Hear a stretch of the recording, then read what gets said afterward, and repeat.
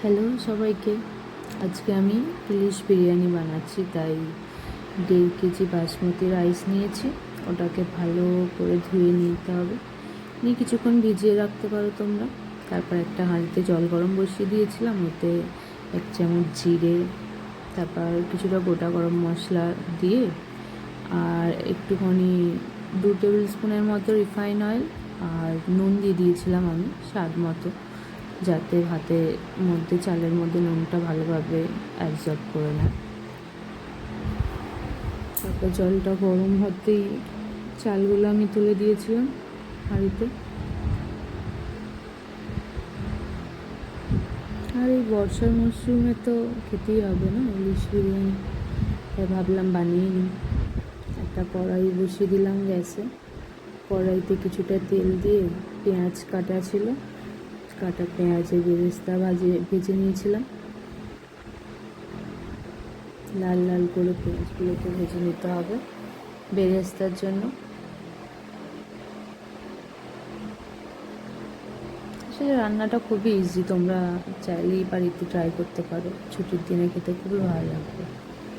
আর মাছটা ধুয়ে নিয়েছিলাম, ধুয়ে ওতে নুন, হলুদ, একটুখানি তেলও দিয়ে দিই।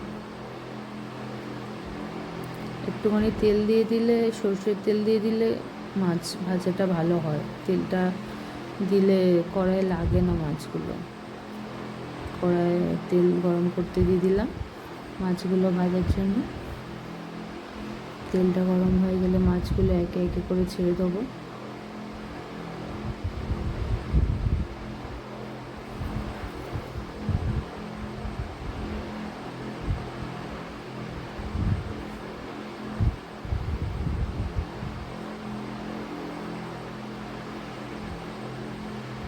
তারপর সেই তেলেই কিছুটা পেঁয়াজ বাটা দিয়ে ভালো করে নেড়ে চেড়ে নিতে হবে। পেঁয়াজ বাটাটা আসলে আমি দিয়েছি গ্রেভির জন্য। একটু আদা রসুন বাটা দিয়ে দিতে হবে। একটা বাটিতে আমি আগে থেকেই টক দই, কাশ্মীর লঙ্কা গুঁড়ো আর হলুদ গুঁড়ো ভালো করে ফেটিয়ে রেখেছিলাম। এই আদা রসুন বাটা আর কাঁচা পেঁয়াজের গন্ধটা চলে গেলে তারপর ওতে দিয়ে দিতে হবে। আসলে ইলিশ মাছের এতটাই সেন্ট যে বেশি কিছু দেওয়ার প্রয়োজন হয় না, অল্প কিছুতেই হয়ে যায়। তো ওর মধ্যে আমি কিছুটা এই পেস্টটা দিয়ে দিলাম। এতে একটু বিরিয়ানি মশলাও আমি মিশিয়েছিলাম, একদম সামান্য পরিমাণেই দিয়েছিলাম, খুব বেশি দিইনি। আর স্বাদ মতো নুন দিয়ে দিলাম। দিয়ে ভালো করে নাড়াচাড়া করে যখন মশলাটা ভালো কষা হয়ে যাবে, তারপর ওর মধ্যে আমি মাছগুলোকে আস্তে আস্তে করে ছেড়ে দেবো।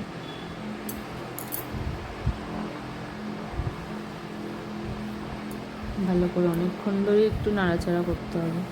এতে জলটা ঢেলে দিলাম। তারপর মাছগুলো দিয়ে কিছুক্ষণ চাপা দিয়ে রাখবো।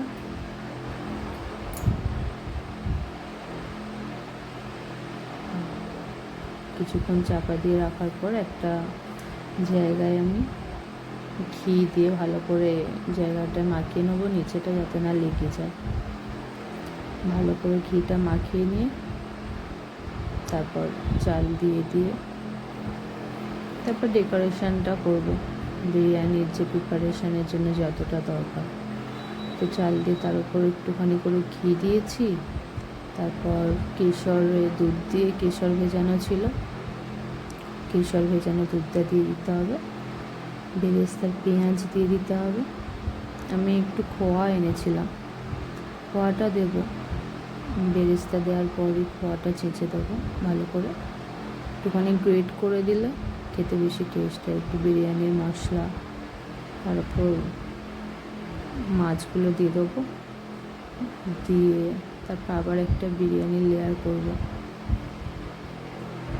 তবে ইলিশ মাছ ভাজার যে তেলটা ছিল ওটাও আপনারা দিতে পারেন, ওতে সেন্টটা আরও ভালো হবে।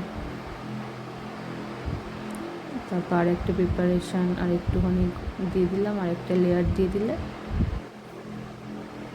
সেম প্রসেসই আর একটা লেয়ার আমি দেব।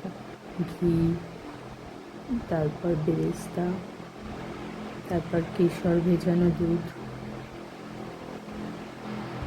যতটা ছিল দিয়ে দিয়েছিলাম, একটু ইলিশ মাছের তেলটা আমি ওপর থেকে ছড়িয়ে দিয়েছিলাম, আর খোয়াটা একটু গ্রেট করে দিয়ে বাকি বিরিয়ানির মশলাটা দিয়ে দিয়েছিলাম।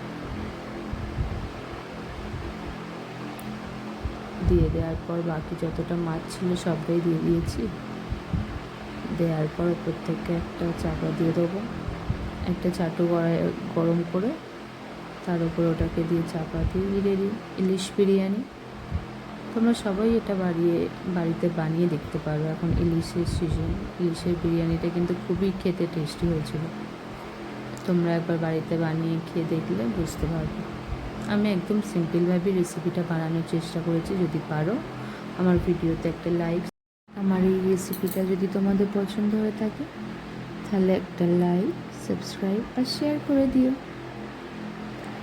আমার একটা নতুন রেসিপি নিয়ে আমি আবার একটা পরের ভিডিওতে হাজির হয়ে যাব। আমি শুভ্রা, আর আপনারা দেখতে থাকুন শুভ্রাস কিচেন। আপনাদের সবাইকে আমার চ্যানেলে স্বাগতম। আশা করছি আপনারা সবাই ভালো থাকবেন। নমস্কার।